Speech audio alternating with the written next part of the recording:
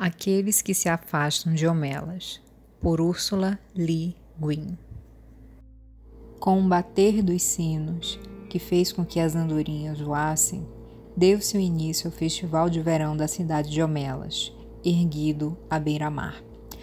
Os barcos no porto brilhavam com suas bandeiras.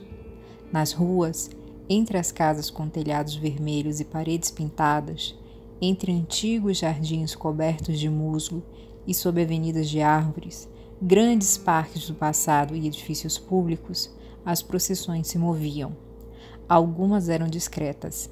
Idosos em longas túnicas rígidas de malva e cinza, operários mestre e austeros, quietos, mulheres alegres carregando seus bebês ao bater papo enquanto caminhavam. Em outras ruas, a música com batidas mais rápidas, um cintilante gongo pandeiro. As pessoas dançavam, a procissão era uma dança. Crianças corriam, indo e vindo se esquivando, seus gritos altos subindo como o vôo das andorinhas cruzando sobre a música e o canto. Todas as procissões dirigiam-se para o lado norte da cidade, onde, num grande prado d'água chamado Greenfields, meninos e meninas, nus ao ar brilhante, com pés e tornozelos manchados de lama e esbeltos braços longos, se esforçavam em controlar seus inquietos cavalos antes da corrida. Os cavalos não usavam freios de metal, mas um arreio simples. Suas crinas foram trançadas com fitas prateadas, douradas e verdes. Eles alargavam suas narinas e empinavam e vangloriavam-se uns aos outros. Eles estavam muito excitados, sendo o cavalo o único animal a participar das cerimônias. Ao longe, ao norte e oeste, as montanhas se elevavam circundando metade de Homelas em sua baia. O ar da manhã era tão claro que a neve ainda coroando as montanhas queimava com um fogo branco-dourado através de milhas de ar iluminados pelo sol, sob o azul escuro do céu. Havia vento suficiente apenas para fazerem flutuar, de vez em quando, os estandartes fincados que marcavam a rota da pista de corrida.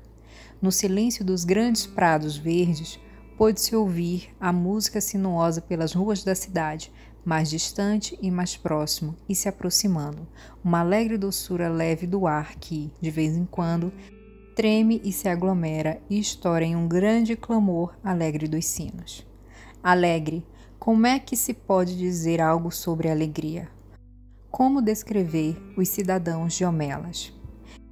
Eles não eram pessoas simplórias, veja você, apesar de serem felizes, mas não dizem palavras animadoras em demasia.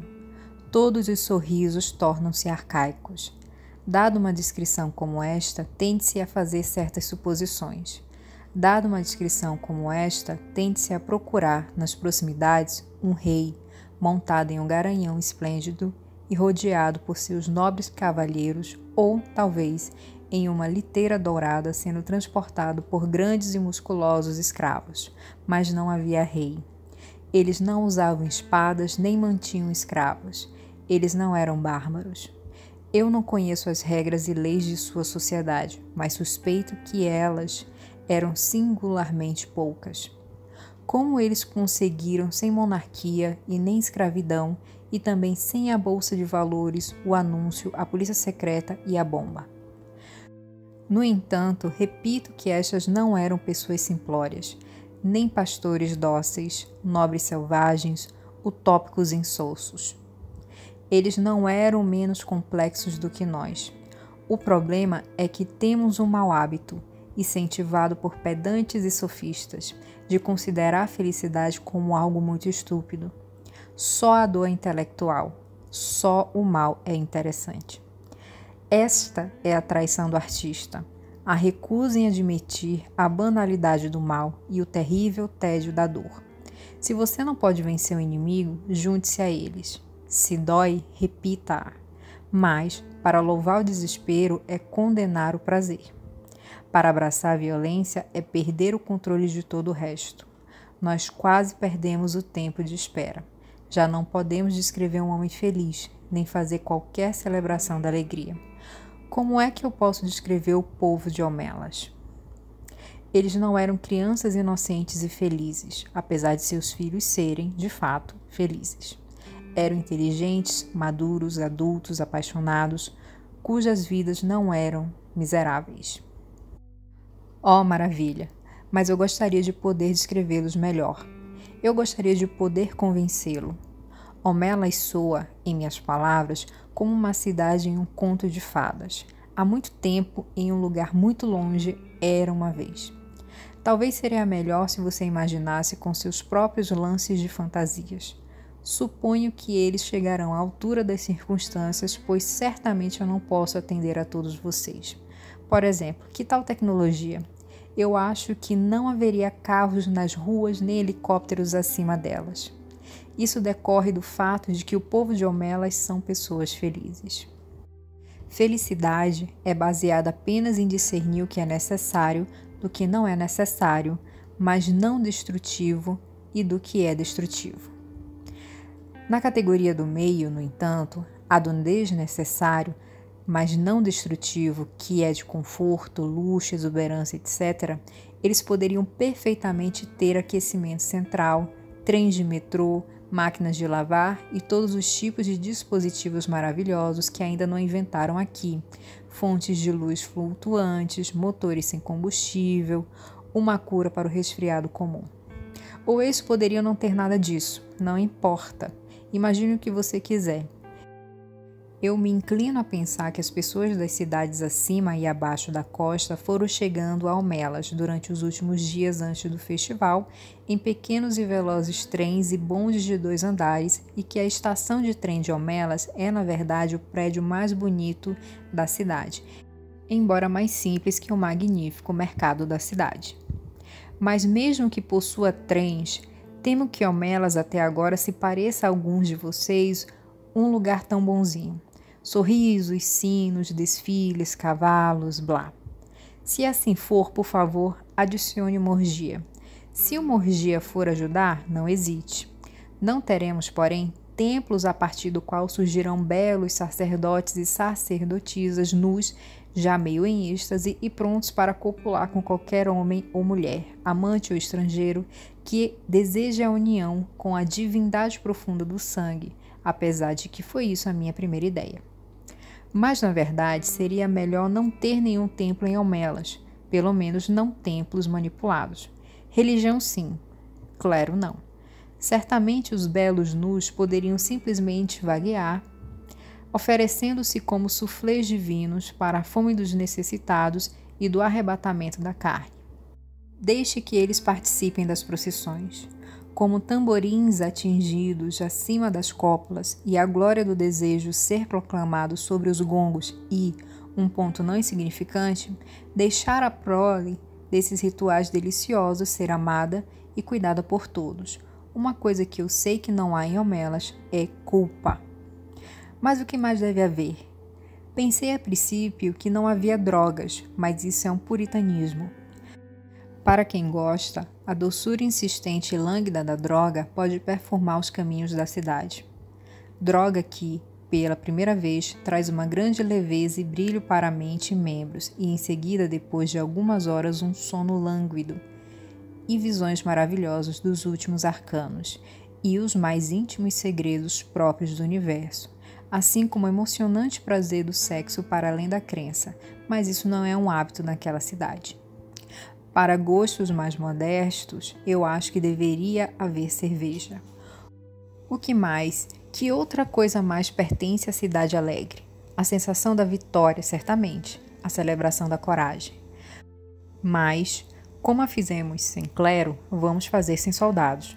A alegria construída sobre matança bem-sucedida não é o tipo certo de alegria. Não acontecerá. É temível e banal. Uma satisfação ilimitada e generosa, um triunfo magnânimo sentido não contra um inimigo externo, mas na comunhão com o melhor e mais justo nas almas de todos os homens em toda a parte e no esplendor do verão do mundo, é o que enche os corações do povo de Homelas. E a vitória que eles comemoram é o da vida. Eu realmente não acho que muitos deles precisam tomar drogas. A maior parte da procissão chegou aos campos verdes agora. Um aroma maravilhoso de cozidos sai das tendas vermelhas e azuis de alimentação. Os rostos das crianças pequenas são amigavelmente pegajosos. Na barba grisalha benigna de um homem estão entrelaçados migalhas de saborosa pastelaria. Os jovens e as meninas montaram seus cavalos e estão iniciando um grupo em torno da linha de partida do percurso. Uma mulher idosa, pequena, gorda e sorridente está distribuindo flores de um cesto e jovens homens altos as colocam em seus cabelos brilhantes. Um garoto de 9 ou 10 anos se senta na borda da multidão, sozinho, tocando uma flauta de madeira. As pessoas param para ouvi-lo e sorriem, mas não falam com ele, pois ele nunca deixa de tocar e nunca olha para eles, seus olhos escuros, totalmente absortos na magia fina e doce da música. Ele termina e lentamente baixa as mãos segurando a flauta de madeira. Como se esse silêncio privado fosse um sinal, de uma só vez, soam as trombetas de um pavilhão perto da linha de partida, imperioso, melancólico, profundo. Os cavalos, em suas pernas finas, recuam em resposta. Os jovens montadores, demonstrando tranquilidade, acariciam os pescoços dos cavalos para acalmá-los, sussurrando: "Calma, calma, minha beleza, minha esperança." Ele se coloca ao longo da linha de partida conforme a classificação. As multidões ao longo da pista de corrida são como um campo de grama e flores ao vento. O festival de verão já começou. Você acredita? Você aceita o festival, a cidade, a alegria? Não? Então deixe-me descrever uma coisa. Em um porão debaixo de um dos belos edifícios públicos de Homelas, ou talvez na adega de uma das suas espaçosas residências, existe um quarto, com uma porta trancada e sem janelas. Uma recha de luz penetra pela poeira entre rachaduras nas placas, de segunda mão, de uma janela coberta de teias em algum lugar do outro lado da adega. Em um canto do pequeno quarto, um par de esfregões duros, coagulados, fedorentos estão perto de um balde enferrujado. O chão é de terra, um pouco úmido ao toque, como a adega de terra normalmente é. O quarto é cercado de 3 passos de comprimento e 2 de largura, um mero armário de vassouras ou uma sala de ferramenta em desuso. Neste quarto, uma criança está sentada. Poderia ser um menino ou uma menina. Parece ter cerca de 6 anos, mas na verdade tem quase 10. É débil mental. Talvez nasceu com defeito, ou, talvez, tenha se tornado imbecil através do medo, desnutrição e abandono. Ela esfrega seu nariz e, ocasionalmente, se atrapalha vagamente com seus dedos do pé ou genitais, pois fica encolhido no canto mais distante do balde e dos 2 esfregões. É o medo dos esfregões. Ela os acha horríveis. Ela fecha os olhos, mas sabe que os esfregões ainda estão lá, de pé, e a porta está trancada, e ninguém virá. A porta está sempre trancada, e ninguém nunca vem. Só que às vezes a criança não tem compreensão de tempo ou intervalo. Às vezes a porta chacoalha terrivelmente e se abre uma pessoa ou várias pessoas estão lá. Um deles pode entrar e chutar a criança para fazê-la levantar-se. Os outros nunca chegam perto, mas a espreitam com os olhos assustados, enojados.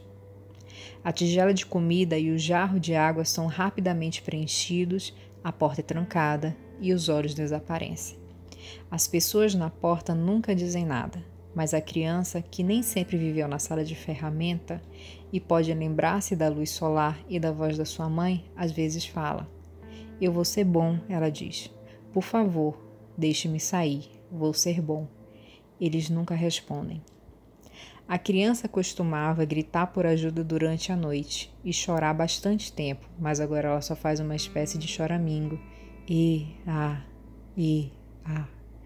fala menos e com menos frequência. Ela é tão fina que não há panturrilhas nas pernas. Sua barriga se projeta. Ela vive com meia tigela de farinha de milho e gorduras por dia. Ela está nua. As suas nádegas e coxas são uma massa de feridas infeccionadas, enquanto se senta em seu próprio excremento continuamente. Todos eles sabem que está lá. todo o povo de Homelas. Alguns deles chegaram a vê-la, outros se contentam apenas em saber que ela está lá. Todos eles sabem que tem que estar lá. Alguns deles entendem o porquê, outros não, mas todos entendem que a sua felicidade, a beleza de sua cidade, a ternura de suas amizades, a saúde de seus filhos, a sabedoria dos seus estudiosos, a habilidade de seus fabricantes, mesmo a abundância da sua colheita e o clima agradável de seus céus, dependem inteiramente do sofrimento abominável desta criança. Isso geralmente é explicado às crianças quando estão entre 8 e 12 anos, sempre que elas parecem capazes de compreender, e a maioria das pessoas que vêm para ver a criança são jovens, embora muitas vezes adultos venham ou retornem para ver a criança. Não importa quão bem o assunto tenha sido explicado a eles, esses jovens espectadores sempre ficam chocados e enojados com a visão.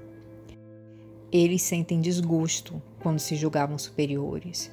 Eles sentem raiva, indignação, impotência, apesar de todas as explicações. Eles gostariam de fazer algo para a criança, mas não há nada que possam fazer.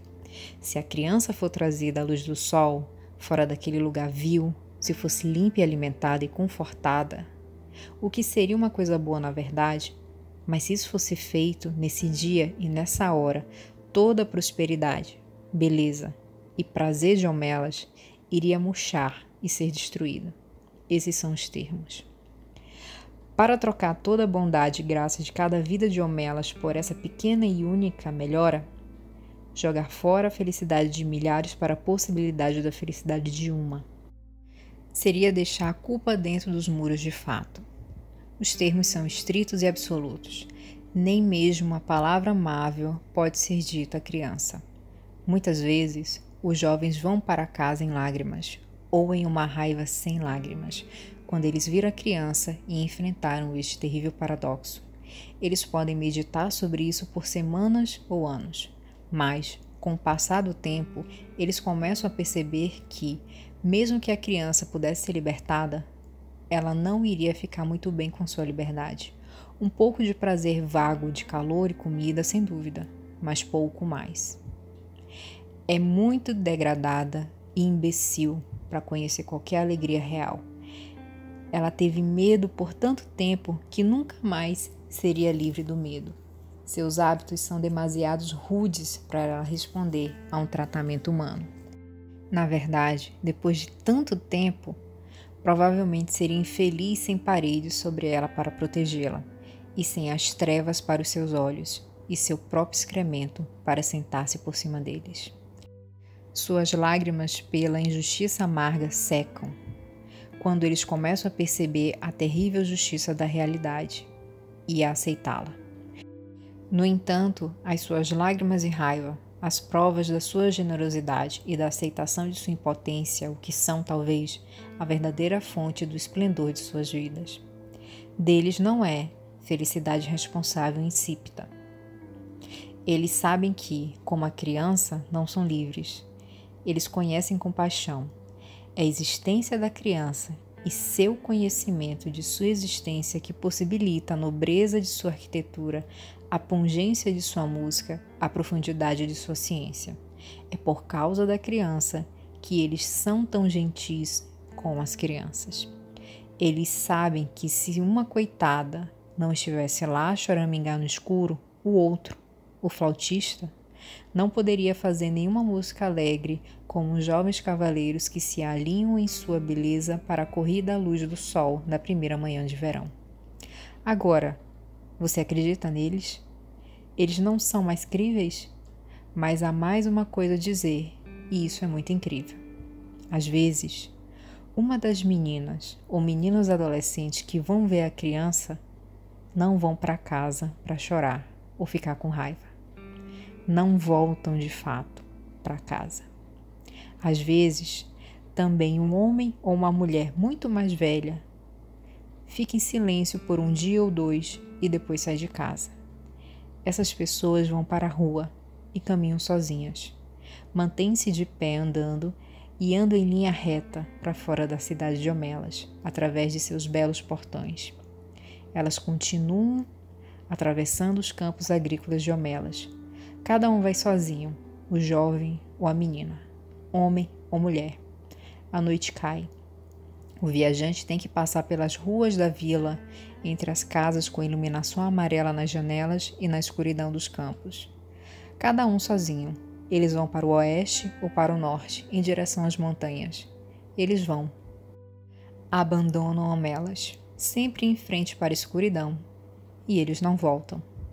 O lugar para onde eles se dirigem é ainda menos imaginável para a maioria de nós do que a cidade da felicidade. Eu realmente não posso descrevê-lo. É possível que não exista, mas eles parecem saber para onde estão indo, aqueles que se afastam de Homelas.